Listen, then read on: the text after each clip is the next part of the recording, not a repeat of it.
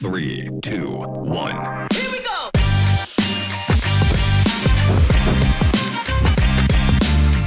Watership Down is a novel about rabbits. I highly doubt that any of you have ever read it before, but it's a fascinating little read, and these rabbits are getting displaced because a suburb is going in, okay? And so they get stuck in this pen, but the strangest thing happens to them because all of a sudden, what they've always had to do was forage for food and find their own food. All of a sudden, as they're in this pen, these pellets just start to appear, right? These pellets just start popping out of a tube, and these rabbits just start eating the pellets, right? It's really easy for them. In fact, they start getting really fat on these pellets, okay? And so life is all great for them as they live in this pen, but all of a sudden, one of the rabbits notices that Fuzzy, who's the fattest rabbit, okay? Fuzzy is gone. In fact, he just disappears, and really nobody knows what has happened to him. And so this rabbit who notices that Fuzzy is gone looks at one of the older rabbits and says, hey, what happened to Fuzzy? Where is he? And he responded, well, I don't know. He's gone. In fact, every once in a while, just one of us just disappears. And they didn't think anything of it. And so he wondered, why does no one ask questions about this, right? Why is nobody concerned about this? Who's next? Am I going to be next? Should I stop eating the pellets, right? And so this rabbit starts wondering why everybody just keeps on going and not noticing that every once in a while, the fat rabbit just disappears. There are people in the world who I think live like that about eternal matters. Where, here's the deal. You probably live a busy life. Some of you got jobs, and you're in school, and you got homework, and you're on a sports team, or you got a boyfriend or girlfriend. I mean, there's a lot of stuff going on. In fact, you got a lot of noise in your life. And I don't know if you've ever really given a second thought to some of the questions like, why are we here? What should I do now? Or maybe even better yet, what's after this life? Those are important questions, and sometimes we just have that attitude of the rabbits, where we're just like, well, yeah, I don't know. This is going to hit you right in the face when someone your age or someone too young passes away, right? We feel that, and that's really unfortunate, but I also know that this community, over the past couple of years, at least that I've seen, we witness this. Right? Where someone is in a car accident, or someone passes away for one reason or another, and we have these moments, right? We have these moments where we're just like, I don't feel good about this, right? Gone too soon. In fact, unfortunately, not too long ago was one of our own, right? A student who was in my small group when I was leading a group and is in college and passed away. His brother walked in and found him. These type of situations, they shouldn't just leave us like those rabbits where we just shrug it off and go, yeah, every once in a while, one of us just disappears. I don't know where we go, or I don't know what's next. They should leave us asking more questions. What's really important? And so how you live this life is really important. This weekend, we've been looking at the story of Peter, and we've kind of centered this conversation around the gospel. And so we've talked about this word gospel. And on Friday, we started with the understanding that the gospel is for you, okay? So that's what we talked about. The gospel is for you. And we looked at Peter's story and how even in the moment where he had the biggest failure, where he let down Jesus, and he had this moment that even around that moment, God still gave Peter his grace and forgave him and called him into something else. And so for us, this idea is that no matter what we do, no matter how we live, God's grace is always available for us. He's not done with you. He has something more for you. And so the gospel isn't just something that other people who don't know Jesus need. The gospel is something that we need in our life because it can change us in every single day of our lives. Last night, if you're here, Andrew Fillmore came and talked, and we centered our conversation around the idea that the gospel is for everyone. And that was the understanding that, when we looked at Peter's life, Peter had this moment after he had that moment, Jesus had died and he had resurrected, and then he left Peter and the other disciples in charge of the church.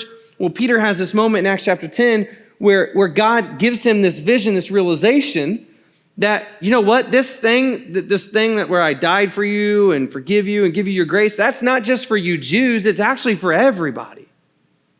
And so Peter, in that moment when he has this vision and realizes that God's ability to extend his grace and welcome people into his family is for everybody in the entire world, it changes his life, and the rest of his life is different because Peter realizes that the gospel's for everybody. Even the misfits, the people that you think are too far gone, it's for everybody.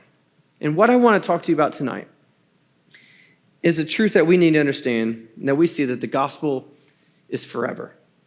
And we're going to talk about this tonight because it's important, and it's important because I think it's a truth that very few of us think about very often.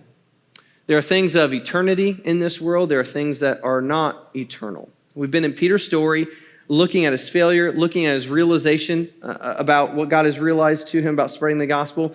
But as Peter nears the end of his life, not the very end, but nears the end of his life, he writes a couple letters to the church. And the second letter that we find Peter writing, he writes some very specific, pointed, and important words for all of us as believers to recognize. They have a lot of significance for us. And the sooner that we realize them, the better off we'll be. I want you to read this text with me. It's from 2 Peter chapter 3. It'll be on the screen for you to follow along, verses 8 through 14. Here's what Peter writes to the church.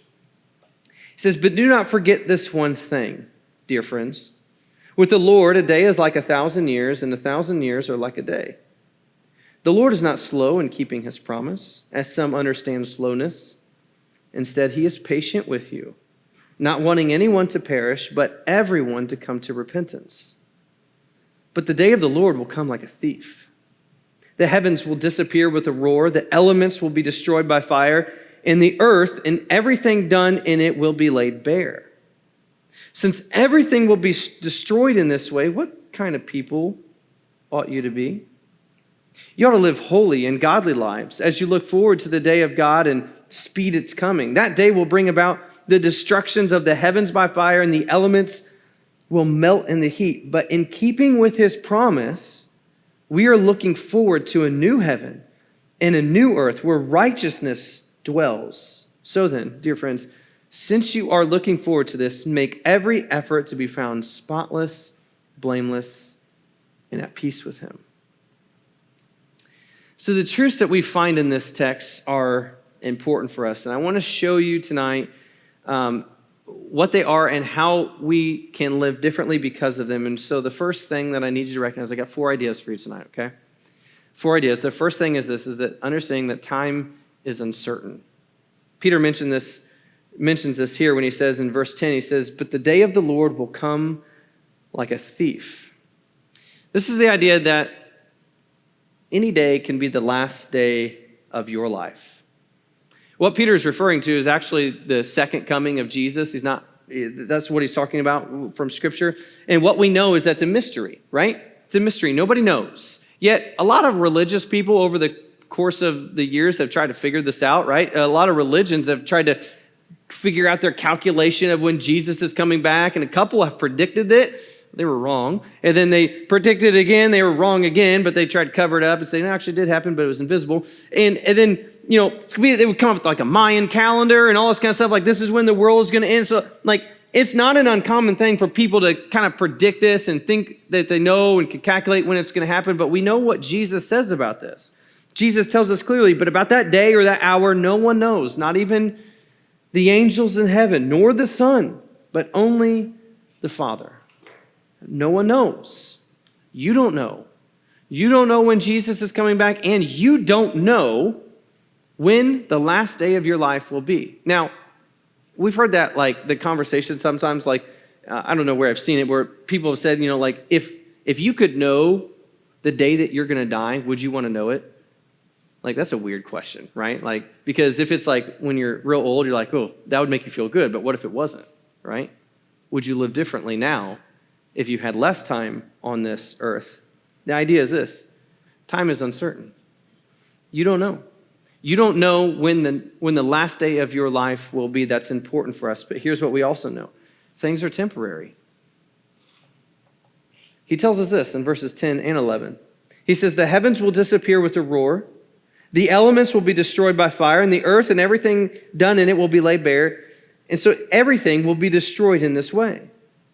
Now, this is the truth that we don't necessarily like to talk about a whole lot. Have you ever played that game where you have that question where it's like, hey, your house is on fire, you got 30 seconds, what are the 3 things that you're grabbing, right? And so you come up with like these 3 things, you're like, I'm grabbing my dog, right? Because, yeah, you don't want your dog, okay. So you grab your dog, right? And then you're like, if you're a guy, you're like, I'm gonna grab my Xbox and like a bag of Doritos or something like that, And then, like, I don't know what girls are grabbing, but like, it's something different than that, right? Maybe not a bag of Doritos. Maybe you could get more creative, but that's the idea is like whatever you choose kind of reveals a little bit about you, right? Like what's important to you. What would I choose if I only had a couple seconds to grab things to be destroyed from the fire? But what Peter helps us to remember, which is something that we know this, but the truth is that nothing lasts forever. Nothing lasts forever. I wonder if that's a hard thing for you to accept. Because we have a lot of stuff, right? But what it means is that anything that will be destroyed or left behind in this moment actually has no real value. And that can be a hard thing to accept sometimes because we do have a lot of stuff. We do have a lot of things. We have a lot of things around us. But anything that Peter mentions that's not going to last has no value. And so the clothes that you wear, the type of phone that you have, anything that's material, even like the things that you're good at, like, how good you are at sports or at math or whatever, it's got no value. It may have value in this world right now for a purpose or something like that, but the problem becomes is when we value those things more than the things that will last or the things that can last or that won't be destroyed. And that brings me to my point that I really want you to see tonight is that the thing that will last is the gospel. The gospel is forever. And because the gospel is forever, it is the most important thing in this world. The reason that we've chosen to focus on this word this weekend is because the gospel is of the most highest importance. And because it's forever, I can't stress to you enough how important it is for you to believe that the gospel is for you right now and that the gospel is for everyone around you. But not just believe it, but to actually do something with it. In fact, the moment that Peter meets Jesus for the very first time, Jesus mentions some significant things to him. Peter had lended his boat to Jesus. I don't know if you remember this story, but Jesus had begun some teaching, and he comes across Peter, and he asked Peter to let him use his boat so that he can go out and teach the people from a distance. And so Peter lets Jesus use his boat, and then Jesus invites Peter and says, hey, throw out your net. Let's catch some fish. And Peter's like, Jesus, we've been doing this all day. We haven't caught anything. There's no fish. But, because he's this rabbi, he does it. And the scripture tells us, the Gospels record it, that Peter and his buddies, they pull in the net and they can't. This net starts breaking from all the fish that he caught. And so in this moment, Peter's just amazed, right? Like we've been fishing all day and all of a sudden this crazy guy comes out and says, throw your net over here. And now we just can't reel in the fish because there's too many. So he comes to Jesus and the scripture tells us that he falls at his feet in reverence of him. And what Jesus says to him next is so important. Here's what he says in Luke chapter 5. Then Jesus said to Simon, that's Peter, don't be afraid. From now on, you will fish for people. And so they pulled their boats up on shore. They left everything and they followed him. And from that moment, Peter devoted the rest of his life to fishing for people. He was no longer a fisherman. He probably sold his boat. He followed Jesus, and when Jesus left, he was in charge of leading the church and guiding the rest of the continent to find out more about the gospel. And so, when this happened, James, who was Jesus' brother, stayed in Jerusalem, and Peter, as we know, he went out and he spread the gospel with the rest of the disciples, and he gave his life to it because he knew of the lasting power that it had. He knew this. And so he writes this. This is what we read in verse 13. He says these words to the church. He says, we are looking forward to a new heaven and a new earth where righteousness dwell. Now, I don't have time to really break all of that down, But this new heaven and this new earth, this refers to some things that we find in Psalms and in Isaiah and Jeremiah. This is the idea that God is going to renew everything. And so what he's saying is everything is going to be gone. There's nothing that's going to be left. God is going to make everything new, a new heaven and a new earth, and that's where eternity will happen. And the only thing that will last is the gospel and the souls of every single person and how they responded to Jesus. And so, can you come up with something that's more important than that? Can you come up with something that is more important than how someone responds to Jesus? So with all of that, it leads me to ask you this question. And in fact, Peter asks you this question. He says, what kind of person ought you to be?